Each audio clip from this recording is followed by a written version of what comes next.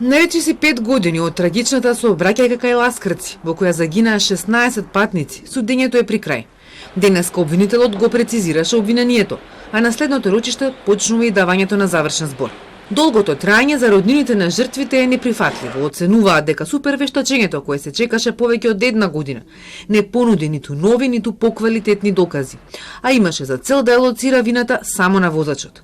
За одбраната, супервештачењето представува врв на доказната постапка и само возачот има одговорност за трагичната несреќа. Денеска го слушнавте, зборовите од обвинителот, тука покажува дека сите инволвирани во оваа несреќа, кај што загина 16 луѓе, вина сносат од собственикот на компанијата Дурмиш Белули и сите инволвирани. Техничкиот преглед, каде го пуштале автобусот без никакви проверки на кочници, сите вештачења направени претходно, побарани од обвинителството, покажа дека овој автобус бил технички неисправен, не смел да се пушти во сообраќај. За жал, ние 4 години, еве 5-та година се навршува и чекаме правдата.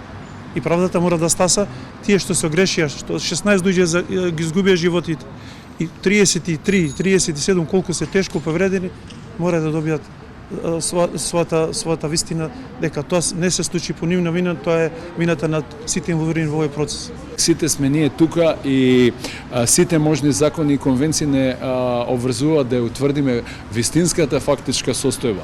А не може да биде единствена и само правилна пресуда каде што сите шесторица што се учесници во оваа постапка ќе бидат огласени за виновни и тоа внимание, јас сум прилично долго време адвокат, немам видено повторувам при сообраќајна незгода да возачот кој што е директен предизвикувач на сообраќајната незгода и вработените во технички преглед или собственикот на компанијата да бидат обвинети за иста правна квалификација.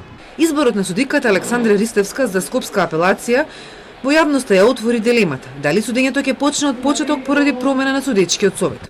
Кривична најави дека ќе бара да биде делегирана додека да заврши овој предмет, но од судски најавија дека мора да се почека минатонеделниот избор да стане правосилен, а до тогаш судиите да продолжат со предметите што ги имаат.